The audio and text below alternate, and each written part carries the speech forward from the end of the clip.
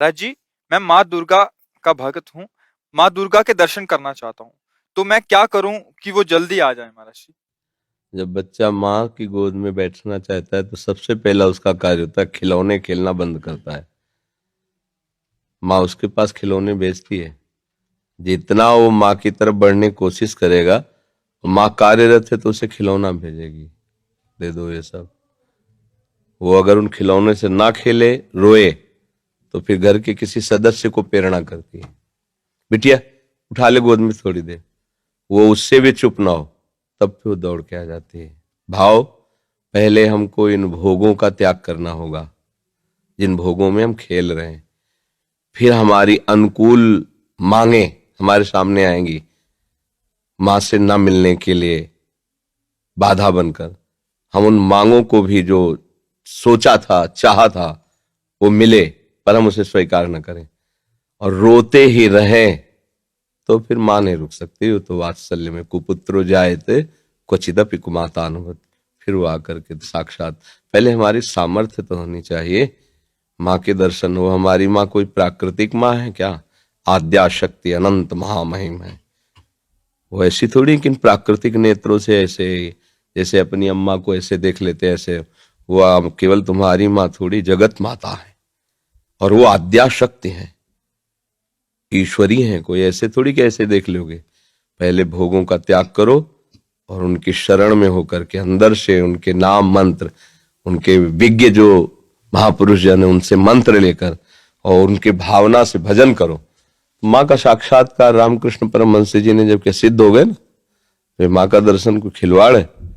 फिर कृष्ण और काली में कोई अंतर थोड़ी उन्हें दिखाई दे रहा था, पूरा जगत उन्हें भगवत स्वरूप नजर आया। तो माँ का साक्षात्कार मतलब ब्रह्म साक्षात्कार।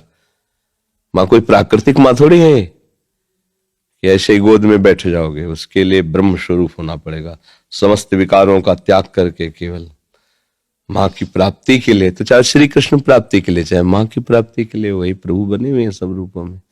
तो जितना सत्संग है सब उन्हीं की प्राप्ति के लिए है। आप पहले तो विकारों से बचिए, ब्रह्मचर्य का पालन कीजिए, खूब नाम जप कीजिए और लक्ष्य बनाइए कि देवी जो सर्वभूतों में व्याप्त शक्ति है, मैं उसका अनुभव करना चाहता हूं। वो आ जाएंगी, कृपालु हैं, कृपा करके दर्शन दे। देवी प्रपन्नार्थ हरे प्रसीद, प्रसीद मातर जगतोखिलस्य, प्रसीद विश्वेश्वरी पाहि विश्वम, त्वमीश्वरी देवी चरा चरस्य। हे देवी, आप ही चराचर रूप में विराजमान हो। आ गई ना सिद्धांत के सर्वम खलविदम ब्रह्म वासुदेवा सर्वम, आ गया ना। तो एक ही बात है, वो तत्व तो एक ही है, चाहे उसे माँ कहो चाहे पिता कहो, चाहे दोस्त कहो चाहे प्रीतम कहो। वही सखा है, वही प्रीतम है, वही माँ है। तुम जिस भाव से भजोगे आ जाएगा। तुम्हें माता च पिता तुम्हें, तो वही शिव है, वही शक्ति है, कोई दो तो है नहीं। वही माँ है, वही पिता है। आप माँ भाव से भजोगे, हमारे प्रभु माँ भाव से आ जाएंगे। पर उनके आने के लिए जो स्वागत तैयारियां करनी वो हमें करनी होगी। हमारे हृदय में जो अभी कूड़ा करकट वासनाएं हैं, ये हटानी पड़ेगी। खूब नाम जप करे और भाव से चले तो तुम्हारी बुद्धि में ही प्रकाशित हो जाएंगे। या देवी सर्वभूतेषु बुद्धि रूपेण संस्थिता, नमस्तस्यै नमस्तस्यै नमस्तस्यै नमो नमः। विराजमान हो जाएंगे बुद्धि में। देख मैं आ गई। उनके प्रचंड तेज को कोई सह सके नहीं। जब तक भजन के द्वारा अंतःकरण निर्मल, उनके प्रचंड तेज को सह सकते हो। वो शिव शक्ति है, अंबा है, आद्या शक्ति है। और एक अंश में सूर्य विद्यमान, आंख मिला के देखो 12 बजे दोपहर के, और अनंत सूर्यों जैसी कांति मां भगवती की है। महाबलशाली, त्रिभुवन में कोई पैदा नहीं हुआ कि अपने रूप स्वरूप में आ जाए, उनसे आंख मिला ले कोई। भगवान शंकर भी चरणों में लौट गए नहीं लौट गए। तो ये बात ध्यान रखना कि ये माँ कोई ऐसी माँ नहीं है प्राकृतिक, ये आद्या शक्ति चिदानंद माँ है।